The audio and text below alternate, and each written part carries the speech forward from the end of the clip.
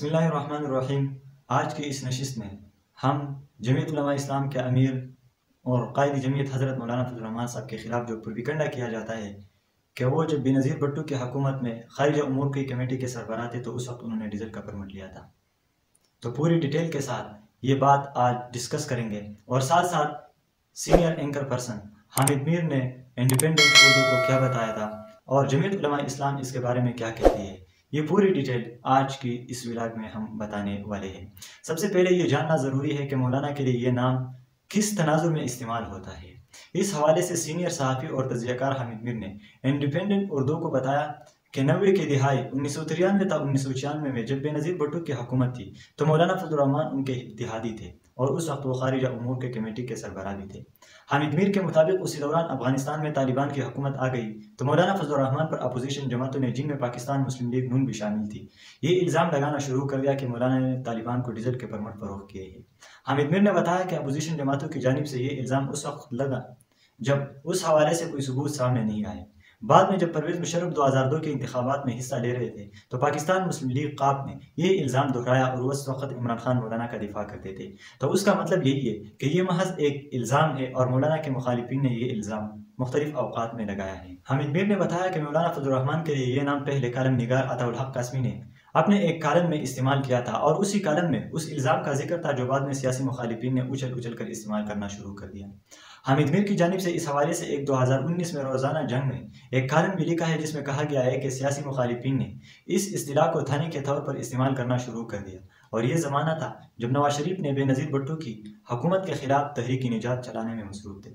हामिद मीर ने इंडिपेंडेंट उर्दू को बताया कि अताउल हक कासमी ने उसी कालम पर 2006 में माफ़ी भी मांगी थी, लेकिन जिस तरह इल्ज़ाम लगाने का कालम उछाला गया था उसी तरह माजरत वाला कालम शेयर नहीं किया गया। अताउल हक कासमी ने कालम में मौलाना से माजरत भी की। हामिद मीर ने बताया कि उनकी जहाँ तक तहकीक है ये इल्ज़ाम सरासर झूठ है और अगर सच है तो मौजूदा और साबिक़ हुकूमतों को जमीयत के रहनुमाओं के खिलाफ रेफरेंस दायर करना चाहिए, न कि रोज़ाना सियासी मकासद के लिए इस्तेमाल किया जाए। लेकिन मैं समझता हूँ ये झूठ है और हक़ाइक़ पर मबनी इल्ज़ाम नहीं है।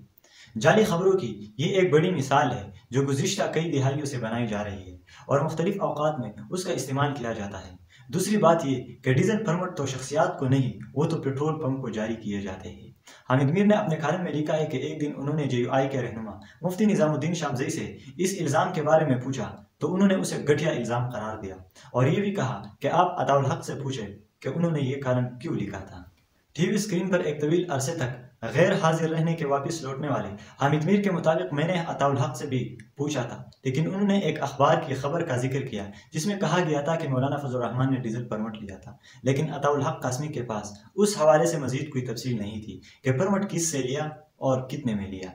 उससे अंदाज़ा होता है कि पाकिस्तान में बगैर सबूत के जाली खबर कैसे शाया करवाई जाती है और फिर उसे सियासी बयानिए का हिस्सा बनाने की मुखालिफिन कोशिश करते हैं। हामिद मीर से जब पूछा गया कि ये कहा जाता है कि मौलाना फजल रहमान वज़ीर पेट्रोलियम थे और उन्होंने अपना असर रसूख इस्तेमाल करके डीजल परमिट बेचे थे, तो उस हवाले से उन्होंने बताया कि मौलाना फजल रहमान कभी भी पेट्रोलियम के वज़ीर नहीं रहे हैं, बल्कि वो बेनज़ीर भुट्टो की हुकूमत में उमूर खारिजा कमेटी के चेयरमैन थे। जमीयत उलमा इस्लाम यानी मौलाना फजल रहमान साहब की जमात इसके बारे में क्या कहती है। मौलाना फजल रहमान से इस इल्ज़ाम के बारे में माजी में मुतअद्दिद बार ज़राए इब्लाग के नुमाइंदों और टीवी प्रोग्राम्स में पूछा गया है कि उसके पीछे कहानी क्या है और उसमें कितनी हकीकत है। उसी इल्ज़ाम के बारे में हामिद मीर ने एक प्रोग्राम में पूछा तो मौलाना फजल रहमान ने जवाब दिया, अगर मैंने कोई डीजल परमिट लिया है तो परमिट तो बगैर दस्तावेज़ के नहीं लिया जाता, तो अगर परमिट लिया है तो उसके सबूत सामने लेकर आए। जमीयत उलमा इस्लाम खैबर पख्तूनख्वा के तर्जुमान अब्दुल जलील जान ने इंडिपेंडेंट उर्दू को बताया कि पाकिस्तान तहरीक इंसाफ की मरकज़ में हुकूमत का चौथा और खैबर पख्तूनख्वा में 8वां साथ चल रहा था,